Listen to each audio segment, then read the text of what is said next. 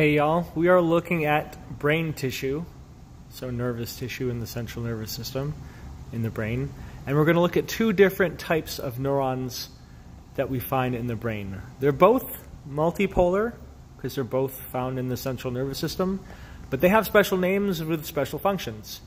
Right now we're looking at a section of the cerebrum or cerebral cortex.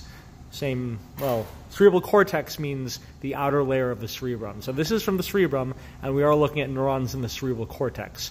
So where my pointer is tracing is the border, basically the border of where the cortex is, this whole outer layer, because this is the outside of the brain, and then the deepest parts of the brain are over in here. So this darker layer is cortex, cerebral cortex. All right, we're at 40x right now.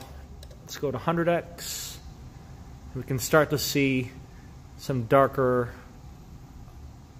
stained things. Where the arrow is right now, that's a great example of the neurons that I'm going to show you, like here too. Let's go to 400x. Okay, great. You can see the cell body here of a neuron. Whoop, cell body here, and then extensions coming off of it. It's kind of triangular shaped, the cell, and all the cells that you see around it. Like this is a great one, this is triangular shaped. So the term for these cells are pyramidal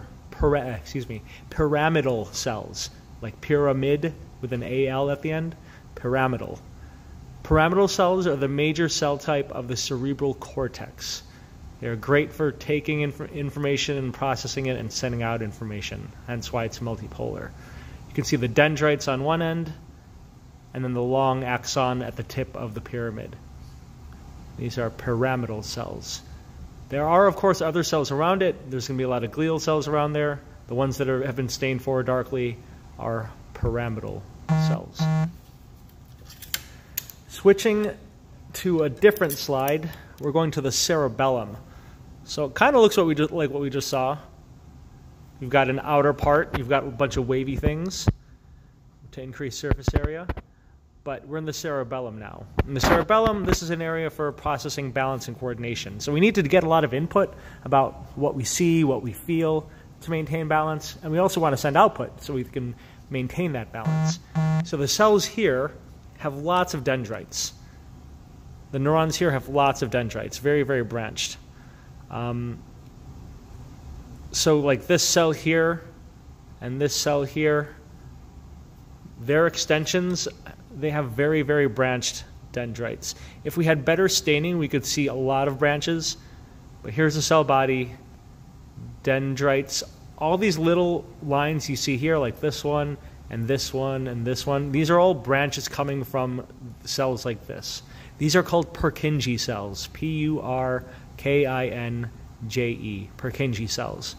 Purkinje cells are the major neuron that you find, like this one and this one. These are the major cells that you find, oh, there's a great one right here. Major cells you find in the cerebellum, Purkinje cells. You don't really see the axon. It, of course, does have an axon, but it has very, very extensive dendrites. That's their hallmark. They look very, very branched if you get the staining right. But like all of this in this area, besides these cell bodies, which are glial cells, all of this is just dendrites coming from cells like these. Purkinje cells in the cerebellum.